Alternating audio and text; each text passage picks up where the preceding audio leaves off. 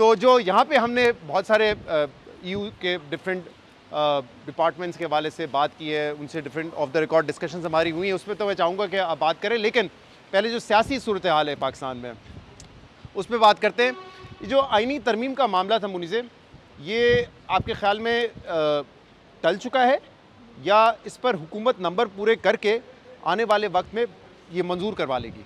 देखिए, इतना आसान नहीं होगा नंबर पूरे करना, चूँकि बहुत सारे तहफ़्फ़ुज़ात हैं बहुत सारी सियासी पार्टीज़ को। अब जो हम सुन रहे हैं बड़ी ख़तरनाक बात है, और वो ये है कि फ़ौजी अदालतों को फिर से क़याम करने की बात हो रही है। तो मैं समझती हूँ इसके अंदर रूल ऑफ लॉ और जो एक फ़ेयर ट्रायल, जो एक बुनियादी हक़ है हर पाकिस्तानी का, जो हमारा आइन भी हमें देता है, पूरे तरीके से इसके अंदर पामाल किया गया है। तो ये बड़ा एक खौफनाक चीज़ फिर से हमारी सियासतदान करने जा रहे हैं, और मेरा ख़्याल है इसके बाद जो अगर ये कामयाब हो गए तो फिर एक तरीके से जो आप देख रहे हैं इन्फोर्स डिसअपेरेंसेस, लापता लोग होना, ये सब फिर वहाँ पे लाए जाएंगे, उनको प्रोड्यूस किया जाएगा। लेकिन मुझे पहले बताएं कि आपको लग रहा है कि हुकूमत नंबर पूरे कर लेगी अपने?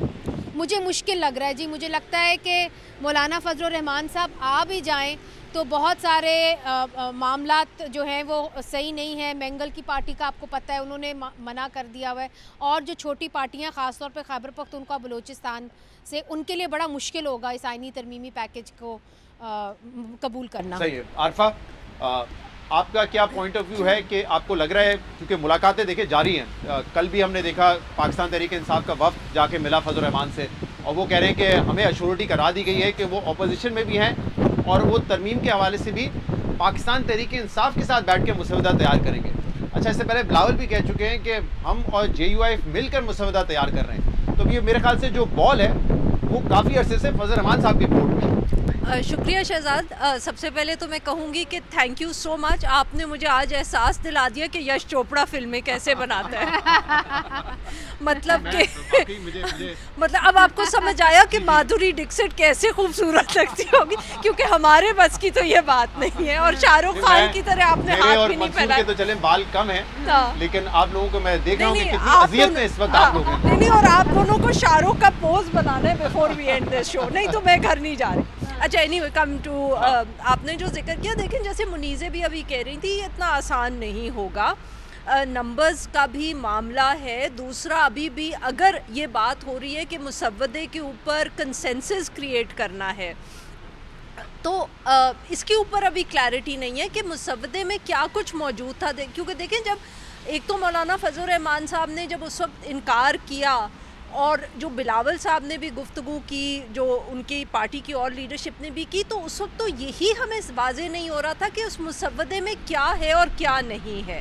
और उसके बाद एक से ज़्यादा मरतबा ये कहा गया कि उसके ऊपर कंसेंसस क्रिएट किया जाएगा। तो अब ज़्यादा जो बहस होती है वो तो कॉन्स्टिट्यूशनल कोर्ट के हवाले से है, बट जैसे मुनीज़े भी अभी बात कर रही थी कि उसमें बहुत सी और चीज़ें भी हैं जिसके ऊपर अभी तक मेरे ख़्याल में कोई चीज़ वाज़ेह उन्होंने नहीं की कि वो क्या होगा और क्या नहीं होगा। उसमें आर्टिकल 8 का भी जिक्र था, जो हाई कोर्ट्स हैं उनके पावर्स के हवाले से भी बात थी। तो मेरे ख़्याल में ये भी हमें देखना होगा। और आपने क्योंकि जिक्र किया शुरू में कि हम ब्रसल्स में इस वक्त मौजूद हैं, तो देखिए ये जो मिलिट्री कोर्ट्स का इशू है, मेरे ख़्याल में ये इतना आसान नहीं होगा। GSP प्लस का भी इसमें मामला है, हम उसके ऊपर बैकग्राउंड ब्रीफिंग्स भी लेते रहे हैं, गुफ्तगू भी होती रही है। जो 2014 के बाद मिलिट्री कोर्ट्स बने थे और जो दुनिया ने देखे, उस वक्त एक बिल्कुल मुख्तलिफ कॉन्टेक्स्ट था। APS का जी बिल्कुल, APS सनसेट क्लॉज भी था, APS का वाक़या हुआ था। उसके बाद सबको ये वाज़ेह था कि ये मिलिट्री कोर्ट्स बनाए जा रहे हैं, दहशत गर्दों के लिए बनाए जा रहे हैं, उनके ऊपर वेस्ट का भी एक स्टैंड क्लियर था। इस वक्त हमें मालूम है कि अगर मिलिट्री कोर्ट्स बनेंगे तो उसके अंदर जो है सिविलियंस का ट्रायल होगा, और कौन से सिविलियंस का ट्रायल होगा। पाकिस्तान तहरीक इंसाफ के लोग जो है मुलव्विस हैं, मिलिट्री कस्टडी में हैं, इमरान खान साहब बार बार कह रहे हैं। तो आपके ख्याल में ये तो इतना आपको लगता है कि है? जो मिलिट्री कोर्ट्स की बात की जा रही है, जिसपे अपेरेंटली फजल रहमान साहब ने कहा है कि सनसेट क्लॉज अगर हो 1 या 2 साल के लिए, तो ये 9 मई के जो मुल्ज़िमान हैं उनके लिए और इमरान खान के लिए होगा। देखिए, वो खुद ही कह रहे हैं ना, मैं तो ये बात नहीं कहती। रोज़ आके ख्वाजा आसिफ साहब भी हमें टेलीविज़न पे बताते हैं कि इशारे देते हैं कि जी ये मामला उस तरफ जा सकता है, जनरल फैज़ का जा सकता है, फिर इमरान खान साहब का भी। ये आपने या मैंने तो खबर नहीं दी ज़राए से, ये तो वही हमें बता रहे हैं।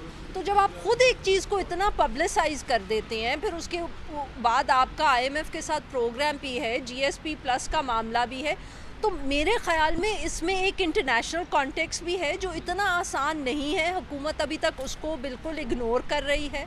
और दूसरी तरफ कंसेंसस का भी जो मामला है, उस पर हमें कोई ये बता ही नहीं रहा कि वो मुसव्वदा है कहाँ जिसके ऊपर आपने कंसेंसस करना है। जैसे हमने कहा बहुत सारे मुसव्वदे पहले भी चल रहे थे और हर पार्टी कह रही है कि हम मिलके अपना एक मुसव्वदा बना रहे हैं। तो वो देखे ना मुसव्वदा जब जी वेरी क्विकली कि जब मुसव्वदा आपने कंसेंसस से बनाना होता है तो उससे पहले जो वर्किंग ड्राफ्ट है वो तो आप पब्लिक करें ना, वो हमें मालूम ही नहीं है कि उसमें क्या कुछ है। सही। तो आगे बात तब बढ़ेगी। मंसूर, हमने देखा कि वीकेंड पे जब सैटरडे संडे को सेनेट और कौमी असेंबली और सेनेट का इजलास बुलाया गया था, उस दिन अगर फजल रहमान साहब मान जाते तो रात के अंधेरे में ये आईनी तरमीम पास हो जाती। अभी आपको लग रहा है कि हुकूमत इस पोजीशन में है या बहुत मुश्किल होगा ये करना? देखिए, हम जिस मौजूदा सूरत हाल में इस वक्त खड़े हुए हैं ना, इसको मतलब ही हाँ बिल्कुल उसको ही मैं जो है वो सिंबलाइज कर लेता हूँ कि इस वक्त कैमरे की आंख दिखा रही है कि आपके पीछे लोग इस मौसम की वजह से घरों को भाग रहे हैं। मौसम ख़राब है, हवा चल रही है, बारिश हो रही है, ख़वातीन भी डिस्टर्ब हैं, मैं भी डिस्टर्ब हूँ, लेकिन आपकी वजह से हम तीनों खड़े हुए हैं यहाँ पे।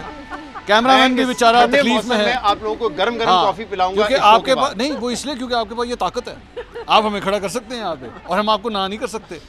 तो मौसम बहुत ख़राब है लेकिन फिर भी लोग हम खड़े हैं यहाँ पे। तो मजबूरी तो पाकिस्तान में भी यही हो रहा है। दिल किसी का नहीं चाह रहा। सही है। अच्छा, नून को, पीपल्स पार्टी को भी पता है इस बात का, दिल नहीं चाह रहा उनका बस चले तो वो भी इस वक्त जो है वो अपने घरों को भाग जाएं। लेकिन शहजाद इकबाल जैसा कोई शख्स है जो कह रहा है कि नहीं आपको जाना पड़ेगा। मुझसे तो बहुत ज़्यादा ताकतवर होगा जो भी शख्स होगा। नहीं है कोई ना कोई पाकिस्तान के सियासी निज़ाम में कोई शहजाद इकबाल है जो कह रहा है कि नहीं आपको खड़ा होना पड़ेगा। अच्छा, NGO आएगा तो ये होता है, सियासत के अंदर इस तरह होता है। अच्छा, जारी बात है इसके फिर बेनिफिट्स भी हैं। जिस तरह अभी थोड़ी देर पहले आपने कहा मैं आपको कॉफ़ी पिलाऊंगा। सही। तो इन सियासी जमातों को भी इन सियासी जमातों को भी कहा जाएगा कि हम आपको कॉफ़ी पिलाएंगे, तो वो बेचारे खड़े हैं। But having said jokes apart, मौलाना साहब के हवाले से अगर माज़रत के साथ बड़ी रिस्पेक्ट है उनके साथ, आप भी मिले होंगे, हम सब मिल चुके हैं उनसे, लेकिन कहानी यार यहाँ पे ये मत मुझे कोई कहे कि बड़ा प्रिंसिपल स्टांस ले लिया है, ऐसा नहीं है। हिस्ट्री ये नहीं बताती। हिस्ट्री मुझे जो बता रही है ना, मैं तो माज़रत के साथ उसके साथ चलूँगा। मैं तो उन पाँव के निशानात को देखते हुए जाऊँगा। मैं हिस्ट्री ये बताती है कि मौलाना साहब को डील अच्छी चाहिए, हो सकता है मिल जाए। अच्छा, ये अब इसमें कहने वाले कहेंगे बहुत बुरी बात है, कोई बुरी बात नहीं है, सब करते हैं। सियासत का डील नहीं करती, हाँ। PTI डील नहीं करती, पीपल्स पार्टी डील नहीं करती, सब करते हैं। तो मौलाना साहब अगर एक अच्छी डील ढूंढ रहे हैं, उनका हक है एक सियासतदान होने की खातिर।